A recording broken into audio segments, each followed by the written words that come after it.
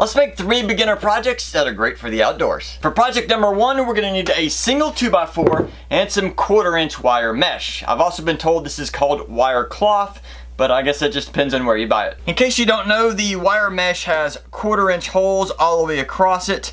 In my case here, I already had this piece on hand, which is about 14 inches across and about 3 feet long, but you can get it in any size you want. For this project, I have 2 boards at 34 inches and 2 boards at 12 inches. Now we're going to look at the 34-inch boards. We want to take your speed square or any kind of measuring tool, and we want to measure in 4 inches and make a mark. And then we want to measure up 2 inches and make a mark. Now this area here, we are going to cut out. So I'm just going to put an X on it so we don't forget. We need to do this on both ends of this board and both ends on this board, making sure they're both on the same side of the board. To cut each of these out, I'm going to use a jigsaw because I have it on hand, but you can use a handsaw or whatever you'd like. In the process of cutting this down, if this is not perfectly straight, it's okay. This is not critical, but you do want to make sure that you sand down all these edges so you don't get cut on those sharp pieces. Looking at that newly cut board, we're going to take one of the 12-inch pieces and we're going to line it up with that inside cut, and then we're going to secure it from the other side with a couple screws. It's also a good idea to pre-drill each of these holes to help prevent cracking.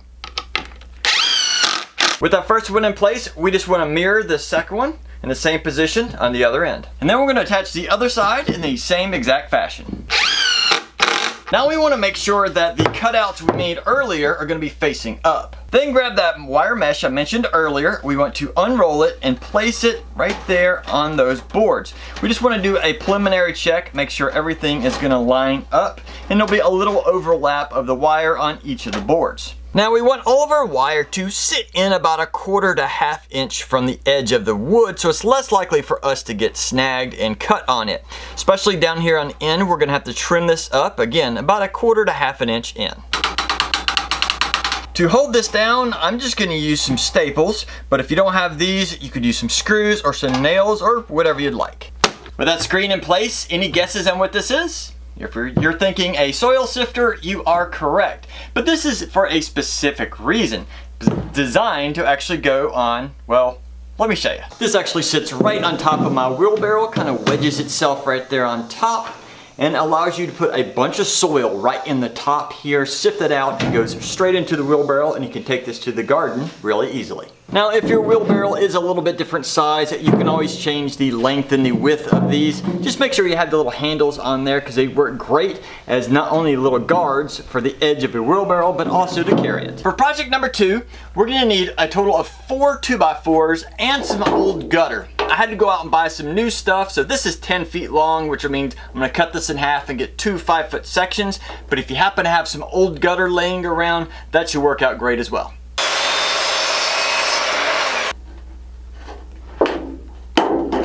You'll need to cut your boards down into 6 pieces at 48 inches, 2 at 26 inches, and 2 at 16. Now take 2 of your 48-inch long boards and you want to stretch out one side, but the other side you want to be touching right in the corner.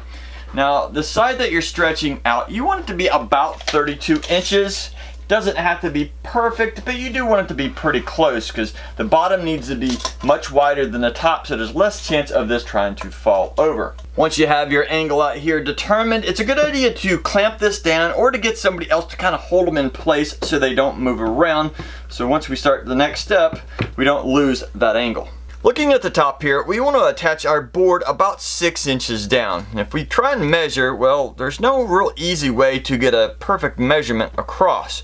So I've found if you go to the side here and you measure it about 6 1/4 and about 6 1/4 on this side, it'll equal out to right about 6. Then take one of your 16-inch boards and you want to center it side to side on these 2 boards and on those marks, and it should come out to about 4 1/4 on each side. Then we want to secure each one with 2 screws into each board. Next, we want to add one of the 26-inch boards, but we want to do it at 18 inches. But since this angle is much wider, instead of at 18 1/4, we're going to mark these at 19 inches on each side. Then of course, center the board up from side to side and add at least 2 screws into each side. Now your first set of legs is complete. And once you have this done, you want to make a second one just like it. Now take one of your sets of legs and you want to make sure it's sitting on a pretty flat surface. It doesn't have to be perfect, but you do want it to be pretty close. You want to make sure that your side supports are facing up, and then grab one of your 48-inch long pieces and you want to stick it in between the two side supports. You want it to be flush against one of the legs here, and then also bump the bottom of that top board. So it'll look something like that. In this position, it's a little hard to get screws in from the inside, so I put them in from the outside. But I did also add 4 just to make sure it was secure. And once that first one was secure, I added the second one on the opposite side. Now it's time to move everything to the floor if you haven't done that already. We want to attach the second side in the same position as we did the first side, making sure that the outside over here is going to be flush with the ends of our legs. And this will be a great time. A clamp will be handy. Now you can take your gutters and you want to place one on each of the levels. Once you have everything evened outside the side, put at least one screw through each of the gutters into the boards below, and that'll help secure it in place. On the end of each of your gutters, you'll need a little stopper here, a little end cap that'll go right in place. Now if by chance you can't find these or you don't want to spend the money on them, you could always form fit a piece of wood and screw it there as well. And if you haven't guessed already, we have a gutter garden. Now the one thing about this is very important is to have some drainage. So it's a good idea to put plenty of holes down the length of your gutter here so all the excess water can fall out. Now the great thing about this design is that you can have all your setup on one side here, or you can have a total of 4 gutters, 2 on each side, and have a ton of garden area to have plants in. For project number 3, we're going to need a total of 5 2x4s. And you want to cut those boards down into 2 at 48 inches, 9 at 24 inches, 2 at 24.5, 2 at 18, 2 at 12, and 3 at 11. Now if you happen to have some scrap cut off from previous projects, that's what I'm doing with these 3 since they're really short. That way you'll notice all 3 of these are a little bit different lengths, but that's okay. They're just long enough for what I need. Now the first step is to actually glue these 3 smaller boards together. And I'm going to use number 3 glues because it's waterproof. And this will allow it to stay adhered even if it gets wet. Now make sure you glue these 3 boards together first before you do anything else. That way it'll have plenty of time to dry as you're assembling everything else. Next we're going to grab 4 of our 24-inch pieces and we're going to make 2 L shapes, kind of in a mirror of each other. Now the side out here, we want it to be as flush as possible, and also the ends need to be as flush as possible. Then we're going to slide the boards out to the edge of our workspace, add a couple clamps to keep it nice and secure so we can add a couple screws from the other side.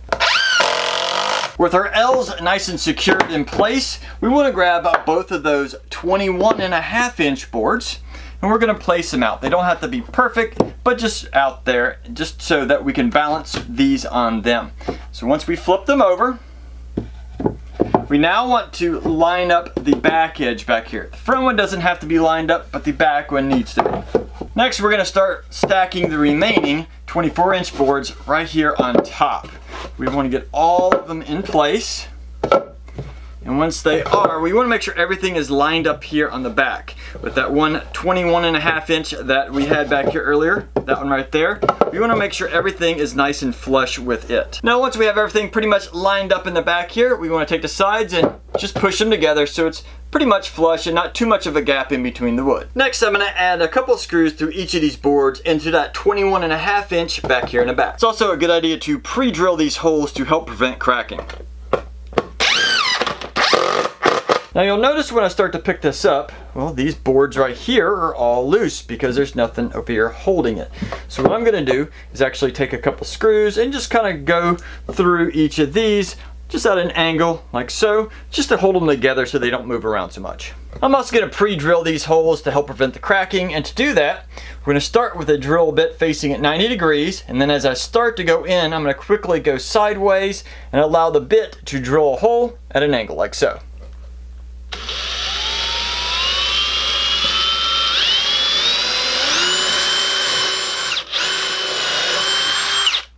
About like that. Now as I screw this in, you can look at this one. I'm not going fully into the wood. If it sticks up a little bit, that's okay. This side won't be seen.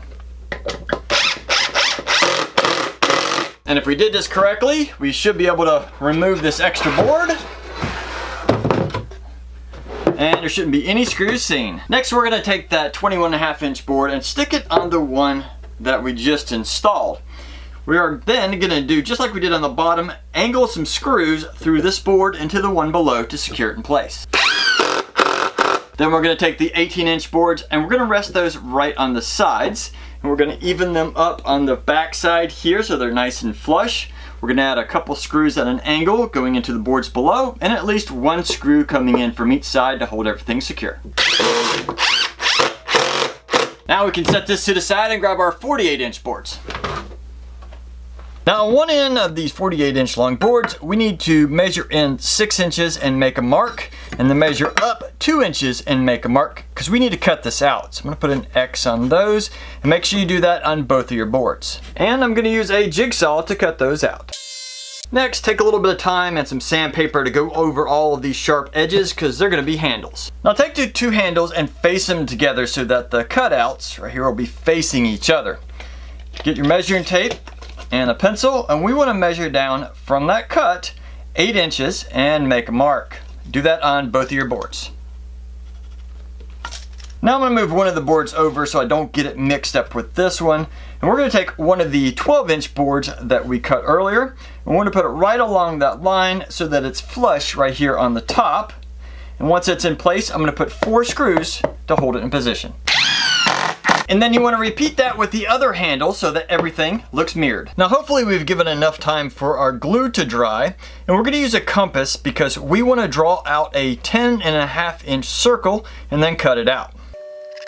And once again, I'm going to use a jigsaw to cut this out. It's now time to attach your wheel to your frame, and there's a couple different ways you could do this. First, you could cut a large hole in this with a hole saw and add a dowel through here and cut a couple holes in your frame and do that as well. Or you cut a slight angle on the inner side of your actual frame and then just permanently attach your wheel to it. Seems a little bit easier to me to do that, so I'm going to do it that way. To measure this out really easily, I've taken the frame and I've flipped it so that the bottom is facing up. On this end over here, I have it separated about 24 inches or 2 feet apart. And then on this side, I've pulled them together so that it'll be right in the middle. And we can take our wheel and line everything up. On this end, I've measured out exactly center of the board. And then I eyeballed a line just to make sure it was in alignment with the circle here. And I'm going to cut that out. And to cut this out, I would recommend using a handsaw because this is an extreme angle. And to attach this together, you could glue it, you could screw it, you could even add a bolt going right through the center here so it looks like it truly can spin. That's totally up to you. In my case, I'm just going to add a screw that looks like it goes right in the center.